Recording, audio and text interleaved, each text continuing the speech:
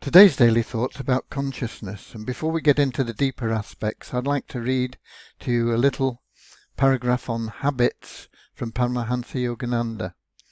He says, "Be careful what you choose to do consciously, for unless your will is very strong, that is what you may have to do repeatedly and compulsively through the habit-influencing power of the subconscious mind."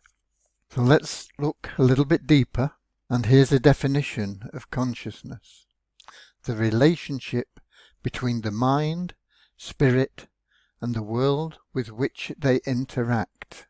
The relationship between the mind, spirit, and the world with which they interact. A deeper definition here is this universal consciousness that some may call God is not a separate, superior and condemning entity, as most religious institutions claim. It is in fact the core essence of who we really are, which is an all-knowing source that is of unconditional love.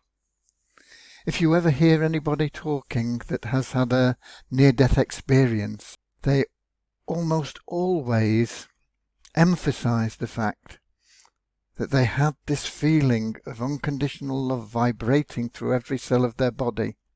And even when miracles have occurred, such as somebody regaining sight that was thought to be impossible by surgeons and medical experts, regaining sight in an instant, their first comment is of this feeling of unconditional love that they had, and the fact that this regaining of sight is almost a byproduct and nothing like as important. It's the discovery of who we really are.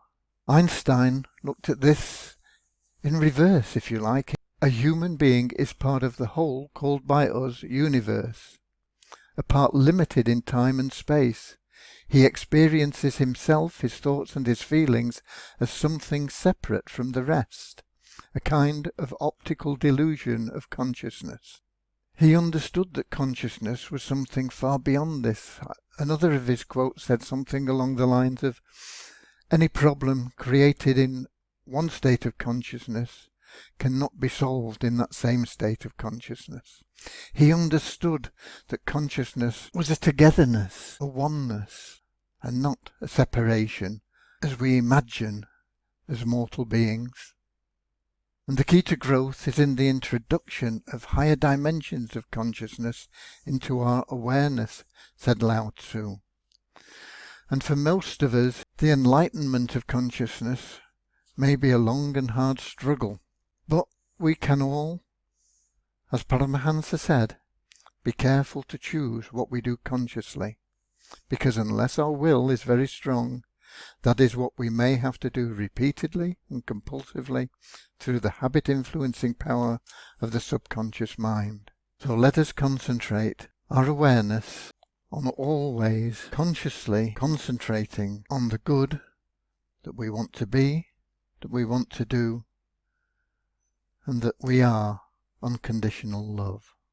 God bless.